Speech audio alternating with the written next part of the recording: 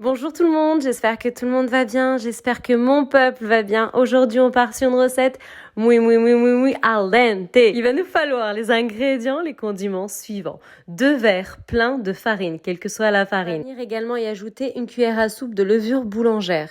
Vous allez tout voir défiler comme à mes habitudes. La recette est claire, la recette est simple. Et la recette est juste sublime. La cuillère à soupe de levure boulangère, elle n'est pas bombée, elle est simple. Ici, vous avez la moitié d'une cuillère à soupe de sucre semoule. Ici, vous avez un premier verre, d'eau du robinet à température tiède et un second va arriver. La recette, vous la voyez, elle se dessine. On va touiller, on va cellophaner notre préparation pendant environ 15 minutes, temps de pause, et ensuite on va venir la découvrir pour s'en occuper.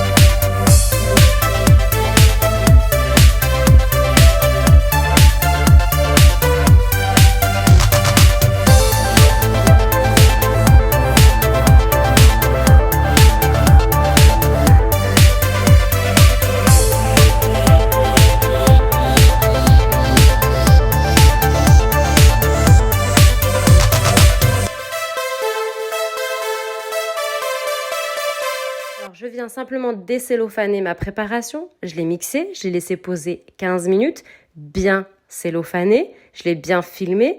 Et ici, je viens simplement, bien sûr, la découvrir et ajouter une pincée de sel. 2 verres de farine vont suivre, préalablement bien tamisés. La recette est sublime, la recette est facile. On va avoir un sponge aérien, un sponge muy croustillant, un sponge muy al dente, un sponge fait par les mains d'Arobase Choum Choum Nas Nassima.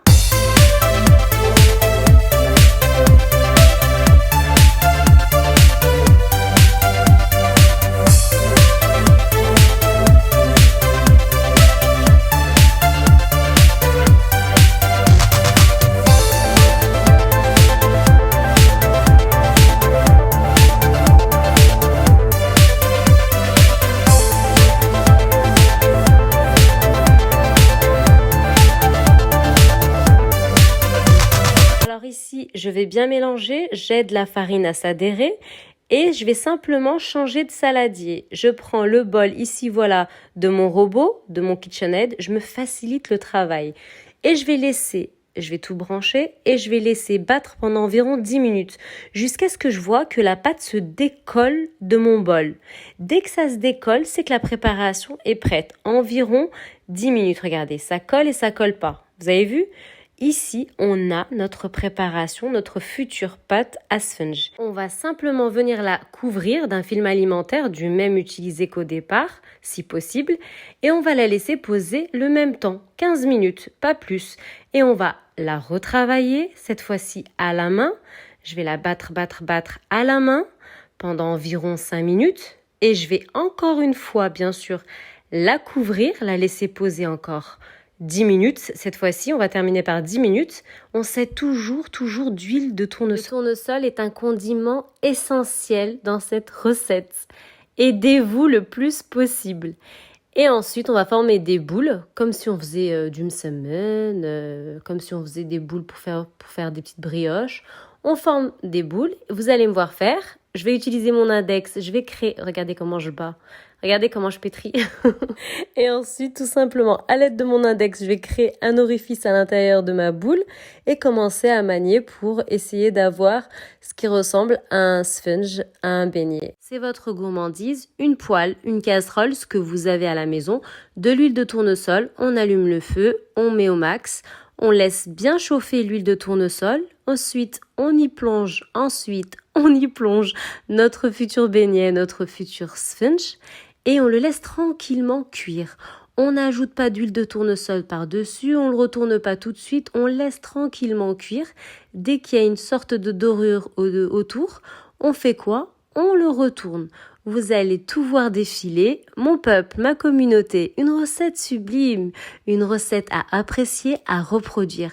Vous allez avoir un sponge croustillant, aérien, moelleux, et vous mettez ce que vous voulez au-dessus. Moi, j'ai mis de la confiture d'abricot.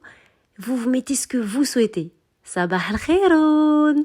Mon peuple, ma communauté, sabah al-khair. Regardez, vous me voyez faire là. Regardez, j'écarte. On écarte et on y va. On met tout dans la casserole. Et on va avoir un bijou. Mon peuple, ma communauté, salam.